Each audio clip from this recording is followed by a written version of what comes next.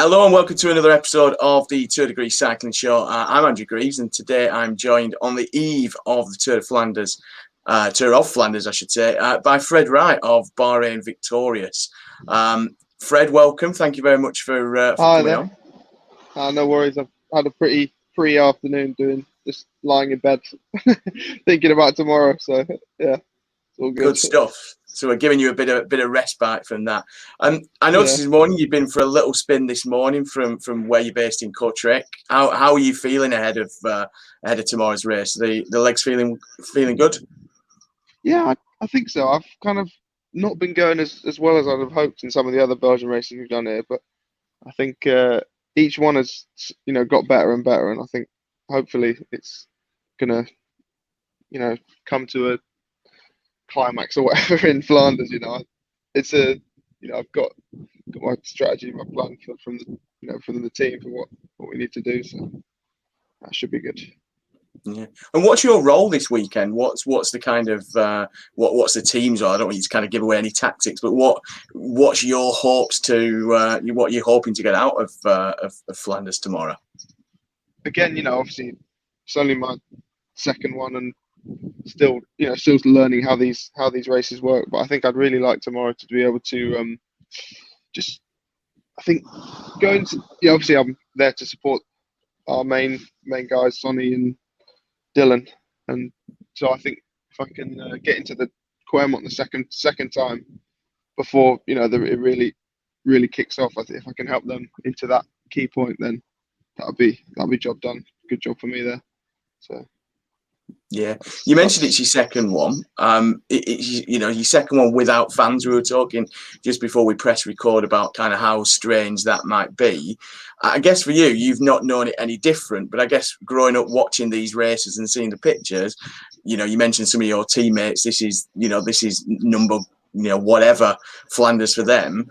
Do you expect that to make a bit of a difference? I mean, you mentioned the Quermont there. We're used to seeing, such brilliant scenes on the Quermont with the fans. Do you think do you think that kind of lack of intensity is borne out, or do you think it's just as bike racers, you're essentially just concentrating on the task in hand to a certain extent? I think, it will be just a bit more like a normal bike race, whereas when I was 13, 14, we went and did with my old cycling club, went and did the Sportif on the Saturday, and then watched on the Quermont the men's and women's race on the Sunday. And yeah, that was kind of my first exposure to Belgian cycling fans and just how passionate they are. I think Boonen won that year. I can't remember what year it was. I know it was quite something to be there on the Quermont for that, to experience that. And yeah, it's a shame really that there's not going to be those same fans there on the climb. But yeah, I know that in the years to come there'll be plenty more opportunities, because I think they just give you that extra edge. I don't think it's anything that not having them doesn't really take anything away. It's just having the intensity that you get on the Mur and the big couple ones. You get that extra grit from all the people cheering. Yeah, and I think the last time we spoke actually was you were just going into the classic season last year, and we were obviously both oblivious when we recorded the podcast that what was going to come, kind of thing. And you said you really fancy yourself developing as a classics rider. There's just something about the Belgian classics, isn't there? And I guess you can throw Roubaix into that as well as a kind of, as close to Belgium as you're going to get. But there's just something about them races that are just, they evoke kind of such passion and such kind of, I don't know, kind of almost religious. I mean, this is Holy Week, isn't it? I mean, it's the end of Holy Week in Flanders tomorrow. You must be really excited again to be, you've done some of the classics already, but again, lining up on that start line for Flanders, it must mean the world to you. Yeah, I don't know. For some reason, the last year's one, it felt like Flanders, but I feel like this is more real. We're here. It's April. So, it's kind of the normal running of things. Everyone's here, so yeah, I feel like. It does still feel like it's my first one, Doesn't still dress rehearsal last year and the proper one this year. Yeah. Because there's so much, there's so much learning to be done from these races. It's not just just what's coming and all the, because the roads, you're on this in this same region of Belgium, doing all these roads that you've done before, but just in each race is just the same roads in a different order. The same climb just in a different order. So you've got to, learning them is such an interesting part of the sport. That's why I love it. Yeah, and I guess every single weather condition changes it. If it's bright sunshine tomorrow, you've got a different challenge to if it's cold and dry, to if it's wet, if it's snowy, if it's the cobbles are slippy, the cobbles are dusty. I guess that's the beauty of them, isn't there? I mean, we complain that we've not had a wet Roubaix for nearly 20 years, but the Tour of Flanders every single year is different because it only takes that little change in the weather to kind of, like you say, it's the same roads just in a different order that you've been racing for the last kind of month, 6 weeks or so. But it's that kind of that ebb and flow. The race changes if the wind's in a different direction, almost Exactly. the size of the group and things like that as well, doesn't it? Yeah, if you kind of, it's that ability to recognize where you are and go, okay, we're doing a right turn here, and that the winds are stronger today and coming from this direction, so in a certain amount of kilometers there's going to be potentially could be some splits. I mean, on this Sunday there's not going to be any wind, but it's just going to be more about being in the right place at the right time, knowing when to switch on and when to switch off. So there's a definite art to it, that's for sure. Definitely. And just, I mean, your team's gone through a bit of an interesting kind of transition, I guess, in the off season. Mark Cavendish has left for pastures new. Rod Ellingworth's left for pastures new. Has anything massively changed at Bahrain Victorious this season, other than the name, of course? Have you noticed any changes, or I mean, I guess the core of the squad is still there together, isn't it?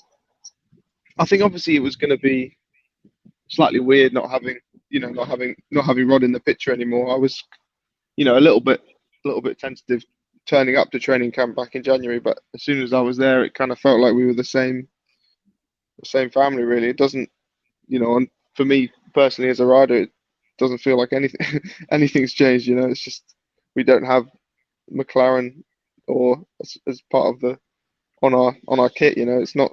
Yeah.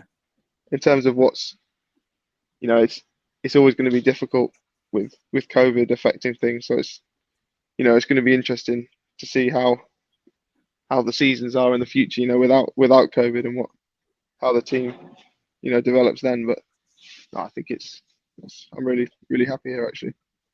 Yeah. And what's your program look like after this kind of batch of classics? I guess would you have been then prepping for Paris-Roubaix in another week or so's time, or have you got your program?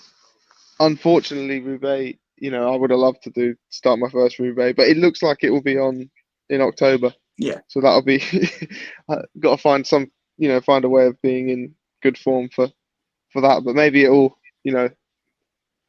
like you said before, we got a lot of British riders that are really strong at the moment. But I'd love to be able to ride at the World Championships this year at the end of the season as a sort of target for me. And I think if that would actually work, that's towards the end of September. So I'd want to be in good form for that, and then maybe carry the form on for the weekend of Roubaix in October. So, that would be another sort of goal more towards the end of this season. Yeah, I mean, he's given us, COVID last season, I think, kind of gave us a really interesting narrative in the back end of the season. I always think it's a little bit lopsided as a season, with kind of the big races at the start, and then you've got Il Lombardia and a couple of the Italian classics perhaps in the autumn. But I think, having Roubaix there and, like I say, Flanders hosting the World Championships, the course looks good. I was having a quick look this morning at the maps and things. That could be a real kind of, it might be the first time Flanders is properly open after COVID. I'd imagine that's going to be, some celebration, isn't it? Yeah, I think as a target to aim for, that's right up there for me for this year, definitely. Yeah, and we touched on the Brits. I mean, we've had Jake Stewart, a former guest on the Tour de Greaves. It's such a shame he's not starting. It's such a shame he's not starting. Yeah. Tomorrow, actually, with the controversy that there was with Bouhanni in that sprint a few last week or whatever it was. Yeah, he's done fantastically well, hasn't he? I mean, he's had a great start. What did you make of that incident? I mean, I guess Bouhanni is Bouhanni to a certain extent, but it's really unlucky. When you race with him, you realize, you know, in the peloton, guys that don't really kind of, I'd say don't have respect, but they ride where they want to ride. And Bouhanni's, I've noticed, I've not done that many races with him, but I've noticed that that's kind of the rider he likes to be. And yeah, he really pulled a pretty dangerous move. I don't know what the UCI have decided actually, but I think at the moment they're still the disciplinary committee's still looking at him. I think there's more chance of him getting done for the length of his socks than the actual dangerous move. But personally, like the move he did was just as dangerous as the move that Groenewegen pulled on Jakobsen. It's just that actually it was it's the organisers having better barriers that stopped it from being such a horrific result of rider action. So I think Jake's pretty fair play for sticking that one on the right, being on the right side and not coming down, because I was watching it live and saw it happen. I was like, oh, Jake's gone into the barriers. Like, that was sort of assumed that was him. I was just waiting for them barriers to go. It kind of seemed amazing that he surfed the barriers. It was kind of like buzzed them and surfed them, and nothing happened. Yeah, I mean, fair play. I mean, we got Jake Stewart. We had Tom Pidcock, of course, as podiumed. Ethan Hayter's won a race. Both Ethan and Jake Stewart are ex-guests on the Tour de Greaves show. I'm not trying to claim credit for their wins, but if you don't win tomorrow, or at least podium, Fred, I think you're going to ruin my record, I think. But the future's bright for British cycling, isn't it? I mean, and we've on the women's side of the sport as well. We've got obviously the Barnes sisters, and we've got Anna Henderson at Jumbo Visma. I mean, the British side of the sport, if anyone had any fears kind of post Froome, post Thomas, post Wiggins, it's in a really healthy shape, isn't it? Oh no, that's sorry, I think this. Can you hear? There's some. I'm sat outside and there's some works going on. I hope it's not too loud. It's okay. No, we can hear you, mate. It's all right. Oh, that's good. No, the more you say it, the more I actually think it's quite. It's quite sad actually that the state of the domestic level. We've got all these riders, these young riders now that all of us that have stepped up or whatever. But I feel like with Brexit and with there doesn't seem to be that many opportunities now for the next generation to come through again. I kind of worry for the guys that would normally head out to Belgium and live in France like Jake did, and there's just not going to be. It's just much more difficult now with what we've had COVID, but also with Brexit now. It's for them. It's I saw more difficult. It's something tricky. Yeah, I saw one of the Dave Rayner riders on Twitter saying he needed 12 pieces of paper just to go into Europe. One of them was COVID, and the other 11 were essentially as a result of Brexit. I mean, it's kind of that bureaucracy is just going to put people off, isn't it? I think Red Walters is meant to be out in France at the minute, in northern France, and he's stuck in this country. He's scrabbling around trying to find races to do because Brexit's stopping it. That's the thing, we need to have more races in the UK as options to showcase talent, but that seems to have stalled quite heavily. And the other option always has been for guys to go, if you don't go on through the academy process like I did, you'd go and join a team in France, in Belgium, in Spain, and basically learn the ropes there. And it's a real shame actually that's looking more and more difficult, and also more to do with it's for those guys. If you've got the money, it probably if you've got a lot of, I think you can get like a Spanish visa, a non-lucrative one, if you show that you've got a certain amount of money and you can support yourself financially. It's not, but it's not it's not for everyone, is it? It's tricky. And you're not going to be making lots of money on the domestic Spanish scene, are you? I mean, exactly. It's not going to pay for you to sustain yourself, really, is it? I mean, it's probably less than minimum wage, free board and lodgings, but that's about it, really. That's the thing, you kind of have to. Normally, in years past, people could commit, get the support of the Dave Rayner Fund, and then hopefully make that step up to a pro team. But it looks increasingly more difficult. Definitely. Yeah. Final one before I let you get back to lying on your bed thinking about tomorrow. And this might be one of the questions you're thinking about. Not a lot of people can see past Wout van Aert and Mathieu van der Poel tomorrow. How the hell do you stop one of those two from winning this race? I guess, Alaphilippe might be thrown in there as well, but all attention is on those two. I mean, is there a way of stopping them? Is it, is it like Quick-Step did the other day? It's just a numbers game. What's the plan for stopping those two? It's a fascinating one, really. I think, for us as a team, we probably need to get ahead of them in terms of, go into some of the most difficult sectors with a lead, and then they come to us potentially. Yeah. But we were talking about it at the dinner table, and I'm kind of starting to think that actually it won't be one of them two that wins tomorrow. I think the podium's going to be an interesting one. Just the way these Belgian races have gone, it's kind of been, one person's had their day one day and another person's had their day another day. And I think, I'm going to say that it's not going to be one of them two. I mean, it probably will be, but it'll probably be them two again rather than sprinting against each other like last year. But I'd like to think that we can, there'll be a bit of a shake-up. Yeah. Are you confident any of your guys? I mean, you mentioned Sonny and Dylan. Are you? I mean, they're obviously, you'll know what kind of form they're in. Is that the kind of upset you think might happen? I mean, we saw it with Casper Asgreen, we saw it with Dylan van Baarle as well. They've not had their own way in all the races, but do you think one of those two guys on your team might cause that upset? Yeah, I mean, I hope so. At the end of the day, it's such a grueling race, and you kind of, you don't really know until the last. Well, I'm going to be. I mean, fingers crossed I'm not, but it's going to be a hard task just to even get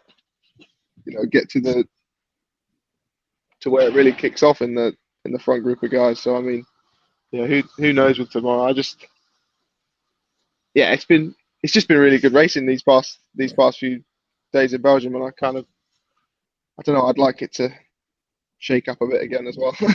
More. That's great. Well, we wish you all the very best tomorrow. I mean, it's kind of one of my favourite days of the year. I've got the Quaremont beers chilling in the fridge already. I'm looking forward to having one of them afterwards. Not a lot else on my calendar tomorrow. I've got the men's race and the women's race. I'm really looking forward to it. I think the whole thing's streamed. It's all you can watch from start to finish. Yeah. I am that kind of person. I did it with Milan San Remo, which is not advisable for the first 5 hours of Milan San Remo. No, I think Flanders is much more one that you can watch from start to finish. It's much more interesting. Definitely. Because I mean, the first sector starts after. Yeah, pretty. It'll get. It's going to be good. That's for sure. Yeah, looking forward to it. Looking forward to see how you go. Best of luck to you and the team, and thanks for spending a bit of time and coming on the show. Oh, no worries. It's been good fun. Cheers.